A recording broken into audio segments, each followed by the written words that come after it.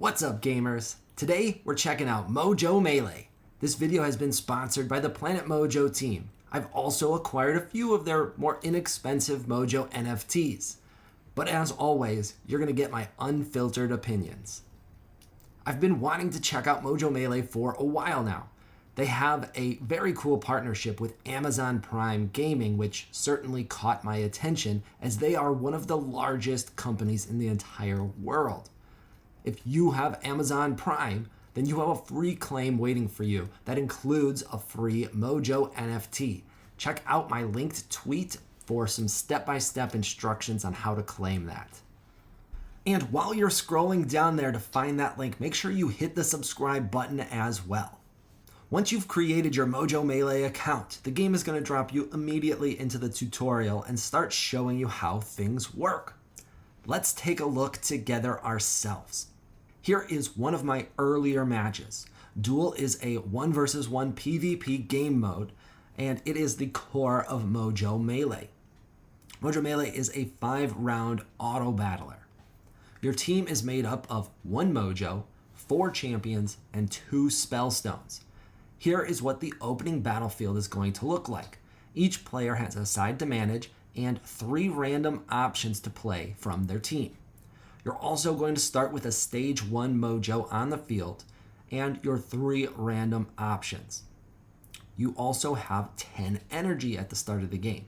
You're going to get a limited time to prep your team and build your side of the board. You want to spend your energy wisely. You're looking to win the opening round, but you also need to consider the entire match as well. And this means you need to understand your team. Remember, you have 1 Mojo, 4 champions, and 2 spells.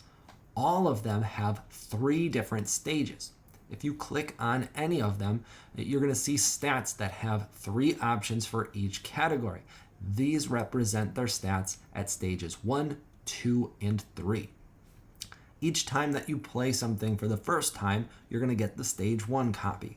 Every time you play a subsequent copy of that champion or spell or mojo, you're going to upgrade it to stage 2 and then stage 3. You will often want to spend as much of your energy per turn as possible, but RNG luck won't always make that a smart choice. Here on my turn 1, I've landed a 4 cost and a 6 cost champion. This is great because starting out with 2 champions, using all 10 of your energy is definitely a strong open. However, it's entirely possible that I could have landed a 6 and 5 cost champion, and then I would need to choose. You might also land 1 champion and 2 spells, or even 3 mojos. Anything is possible here. And that is where the refresh button comes in. Clicking the refresh button will cost you 1 energy, but it gives you 3 new fresh options. So let's imagine that Froda here is a 5 energy champion instead of 4. I would have 2 champions and a spell available, but I would only be able to play 1 champion and a spell. I will have 3 or 4 energy remaining if I do that. If I refresh at that point, I'll be down to 2 or 3 energy and would only be able to play another spell. In a spot like that, you typically want to hold your energy. However, you can refresh at any point. I could play Flower Power on my Mojo, for example, and then refresh. That would leave me with 8 energy, and I'd be able to play at least 1 more thing, or possibly get lucky and have 2 more options to play. It's important to remember what you have on your team and what everything costs. There's no benefit to a refresh if you don't get anything low enough cost for you to play it.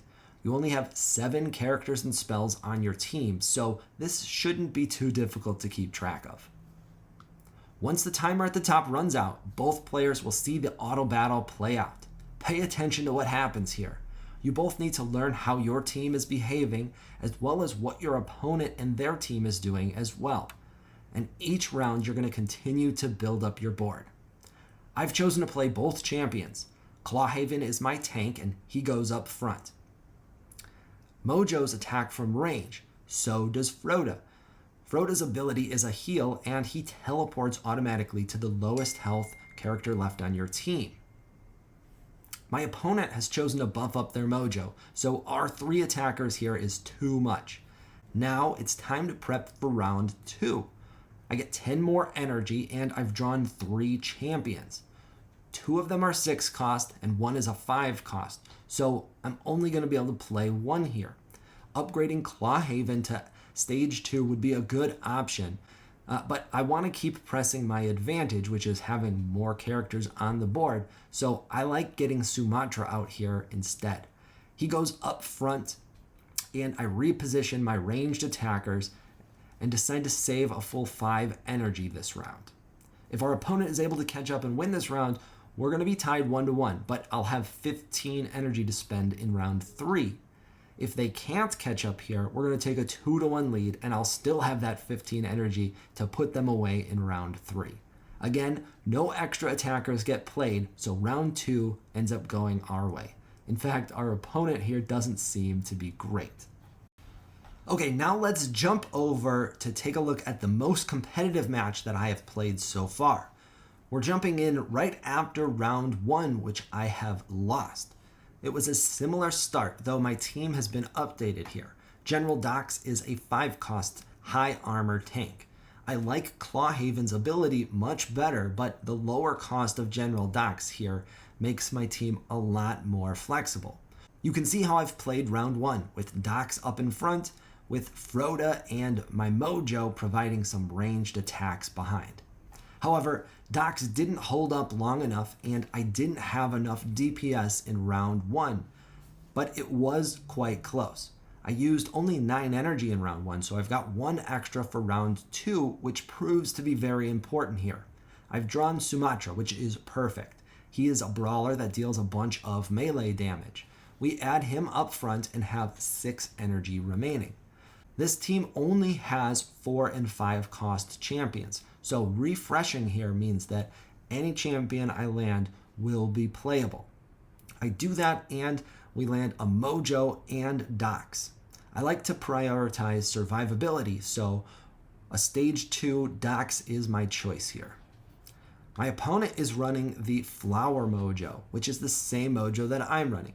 It has an ability called Petal Dance, which dazes opponents and provides an attack speed buff for my allies. Towards the end of this round, we can see their Petal Dance trigger. My team gets dazed, it stops attacking and starts wandering aimlessly for a few seconds.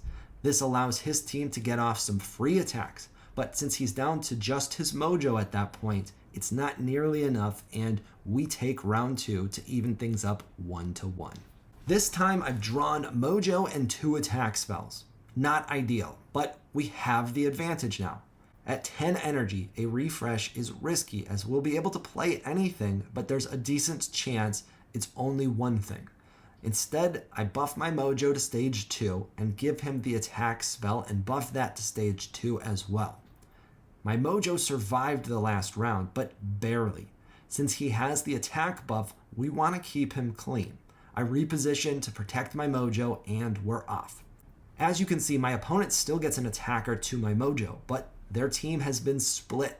Usually this is good, but his Mojo is also up to stage 3 already and has a lot of health. I get the first kill, but I still lose the round. We're down 1-2. The good news though is I saved 3 energy and have 13 available to spend this round. Lucky me, I've pulled 3 champions and the total cost for all 3 is 13.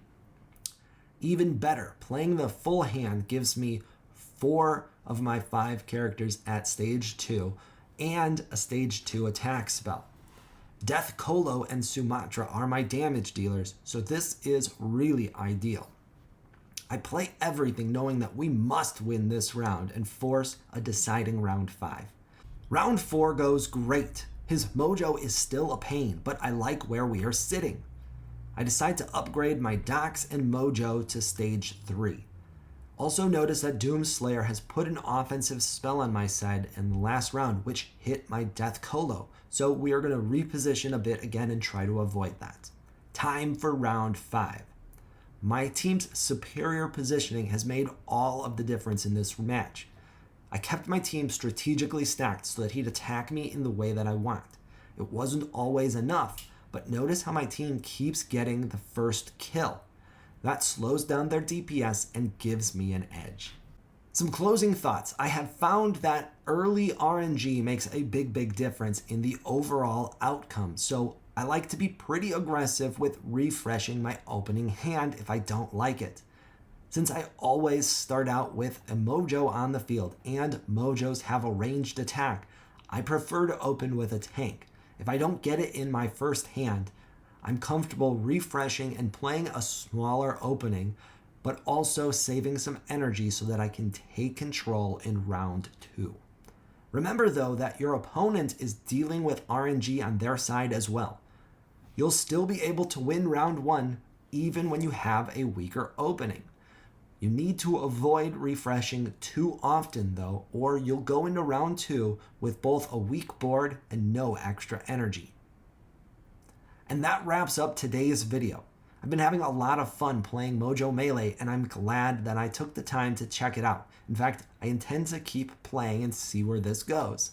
I hope you found today's video educational and entertaining. And if you did, consider giving us a follow on Twitter and a subscribe on YouTube.